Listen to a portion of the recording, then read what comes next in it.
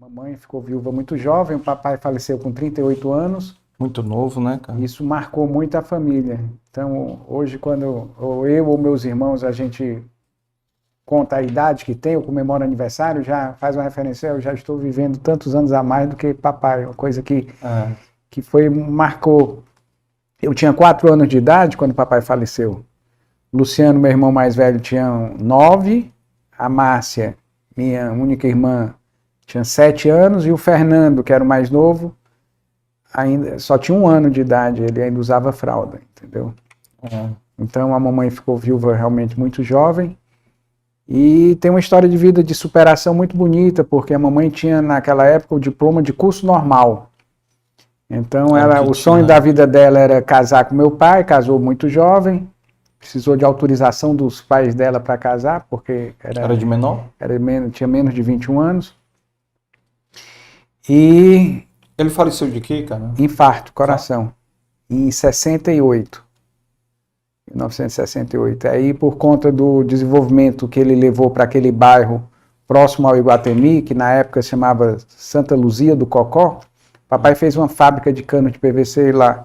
Coisa interessante que me motivou, de tanto falar da história do meu pai, é escrever a biografia dele.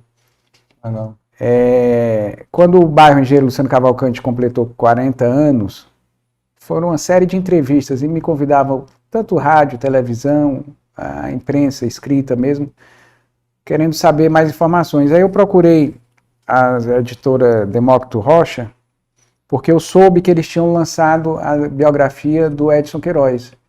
Eu disse, oh, que bacana. Foi com a Albaniza Duma. Eu disse, que bacana, vocês valorizando a iniciativa privada, porque geralmente era um personagem da história, muitas vezes políticos, escritores, Zé de Alencar, né, cearenses ilustres como Raquel de Queiroz, Zé de Alencar e outros, né, intelectuais. Mas um empresário como o Edson Queiroz, eu achei bacana conhecer a vida dele, pessoas que contribuem para a sociedade, gerando empregos, ativando a economia. E aí ela disse, não, Luciano Cavalcante interessaria sim, Marcelo, e tal. Aí eu comecei a escrever. Como eu já tinha tido uma experiência de escrever uma dissertação de mestrado, que eu tenho mestrado em engenharia, e também fui aluno do Dr. Edilson do Colégio 7 de Setembro, fazia concurso de ditado lá desde de criancinha, e depois colégio militar, então sempre foram escolas que nos incentivaram muito a escrever e escrever correntemente. Aí eu comecei a fazer o livro, e, gozado, quando eu já estava com um certo conteúdo, eu procurei o professor Gilmar de Carvalho, que era professor de literatura lá na Universidade Federal, no curso de letras.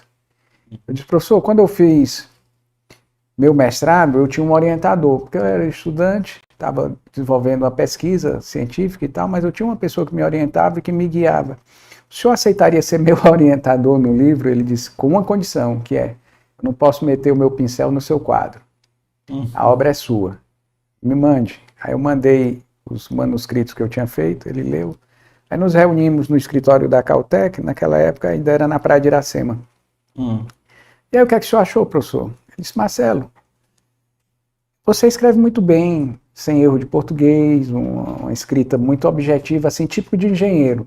Mas você não precisa assim escrever. Luciano Cavalcante nasceu no dia 6 de junho de 1929. Você poderia escrever assim, numa bela manhã de sábado, no bairro de Jacarecanga, no dia de São Fulano, nasceu um ser pequenino, nascia com o doce nome de Luciano, entendeu? Assim, uma coisa mais poética, assim, mais floreada.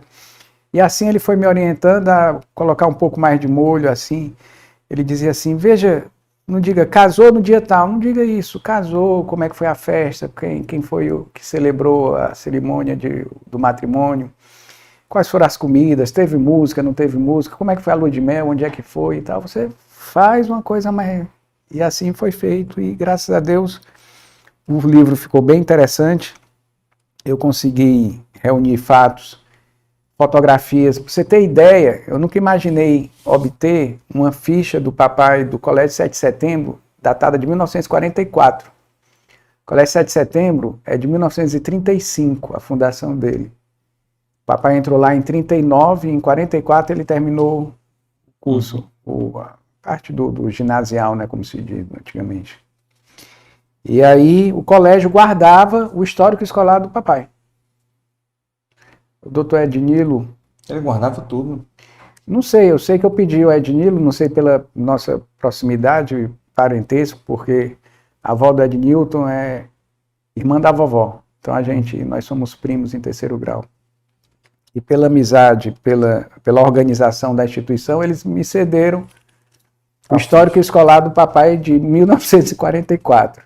Aquilo. Enfim, então foi uma coisa que deu muito valor. Mas voltando aqui, essa janela que a gente abriu aqui na filiação, eu sou o irmão do meio, né? Nós temos formação em engenharia, o Luciano fez engenharia, eu e o Fernando também, embora o Luciano e o Fernando sempre se dedicou à área comercial, corretagem de imóveis, imobiliária. Uhum. A Márcia fez arquitetura, e dos irmãos, eu e a Márcia, aqueles que mais gostamos assim, de estudar, de aprofundar, de fazer mestrado, de fazer doutorado, de publicar livro. E ela hoje é minha sócia na Caltech. Ah, é?